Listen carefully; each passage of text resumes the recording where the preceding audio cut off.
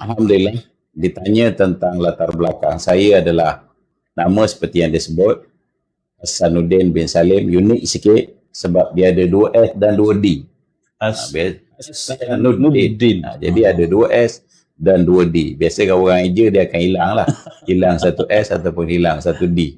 Hasanuddin bin Salim berasal daripada Kampung Loyang, Sanggang, Temerloh Pahang. Bila tak sebut Sanggang ni takut orang tak tahu Kampung Loyang. Ya, orang tak kenal Loyang. Kampung Loyang ni kampung yang hujung sekali dalam Dun Kuala Semantan. Membesar di Kampung Loyang, bersekolah di Sekolah Kebangsaan Sanggang sebelum melanjutkan pelajaran ke Sekolah Menengah Abu Bakar Temerloh atau orang kenali sebagai ABS Temerloh lah. Yeah. Kemudian melanjutkan pengajian ke UiTM Shah Alam dalam bidang ukur tanah. Ukur tanah. Jadi sebelum saya berkecimpung dalam politik, sebenarnya dalam politik ataupun dalam gerakan Islam Jamaah PAS ni lama dah. Yeah. Bermula daripada zaman saya student di UiTM. Masa itu dah terlibat dengan PAS dalam gerakan pelajar dan sebagainya. Sebelum saya kembali ke kampung untuk aktif dengan PAS secara real melalui penyertaan di dalam pilihan raya. Jadi situlah bermulanya penglibatan saya dengan PAS, dan dari sudut pekerjaan saya bekerja, tidak pernah bekerja dengan syarikat, dengan kerajaan, tidak pernah menjawat jawatan sebagai penjawat awam. Sepanjang tempoh pekerjaan mencari rezeki saya adalah dengan syarikat-syarikat swasta.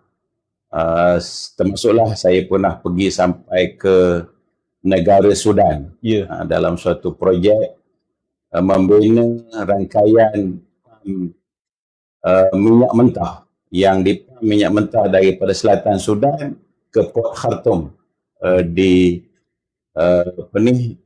Port Sudan di bandar Khartoum tu. Dia ada Port Sudan, maknanya bukan pam minyak, stesen minyak pam yang kita pam ke kereta tu, bukan. Dia mengepam minyak mentah daripada selatan Sudan terus ke Port Sudan untuk dieksport keluar negara pada masa itu. Dan itulah yang sekarang Sudan bermasalah dalam minyak tu lah, wujudnya Sudan Selatan dan juga Sudan yang ada sekarang. Itu punca di minyak lah, balah berebut minyak. Okay.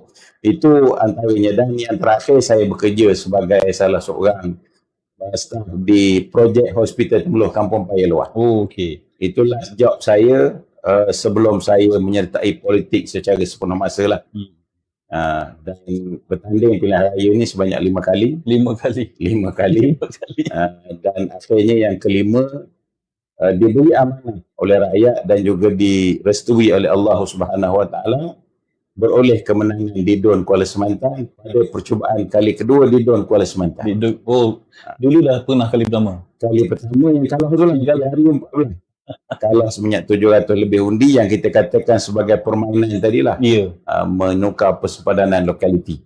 Akhirnya kita tewas player 14, tapi alhamdulillah player ke-15 kita ambil semula Dun Kuala Semantan. Alhamdulillah. Jadi mudah-mudahan ini berterusan lah. InsyaAllah. Kita sedang berusaha untuk benar-benar melaksanakan tanggungjawab saya yang terbaik. Jadi sebelum saya bersara tu, saya dengan sebuah firma perunding ukur tanah. Jadi di Temerloh dengan sebuah firma perunding jurukur tanah berlesen melaksanakan kerja-kerja perundingan ukur lah, seperti pecah sepadan dan sebagainya, kerja-kerja pembangunan hartanah, pembangunan perumahan yang terlibat dengan kerja ukur tanah. Jadi itu background pekerjaan saya lah.